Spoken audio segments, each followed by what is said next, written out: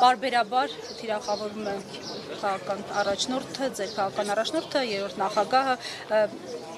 իշխանությունները այս անգամ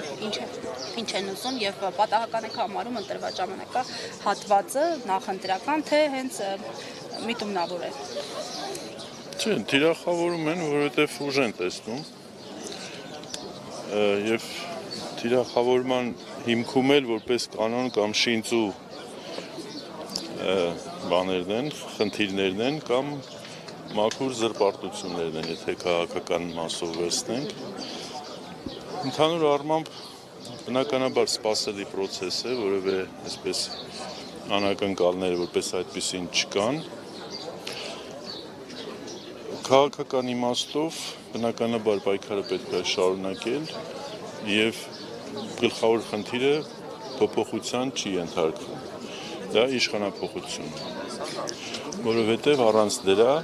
մենք Հայաստանի Հանրապետության ներկայի եւ ապագայի մարտահրավերներն ու սպառնալիքները չեզոքացնել եւ լուծել չենք կարողանալու։ Մենք հիմա էլ տեսնում ենք, թե դրանք գնալով ինչպիսի ավելի կարծր եւ ավելի ծանր բնույթ են ստանում։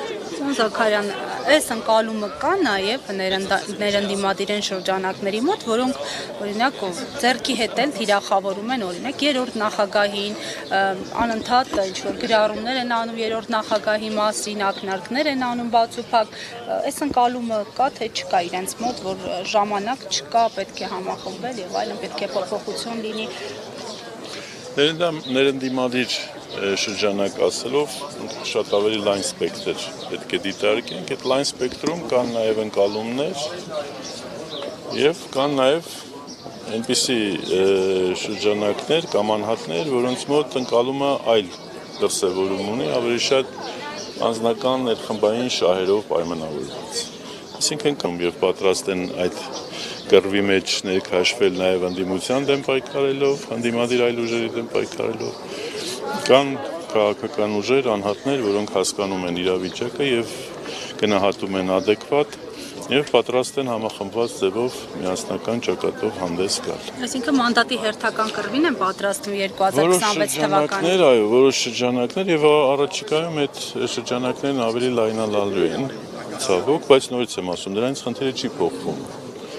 Դրանից խնդիրը չի փոխվում, Հայաստանի Հանրապետության առջև ծառացած խնդիրները դրանով չեն լուծվում, ընդհակառակը շատ ավելի բարդանում են, շատ ավելի կարծրանում են եւ ընդդիմությանը այսօր շատ անհրաժեշտ է լուրջ, լայնախոհ, շրջահայաց եւ համախմբված գործողություններ։ Բայց հաշվի առնելով այս հատկապես երկու խոշոր ընդդիմադիր ուժերի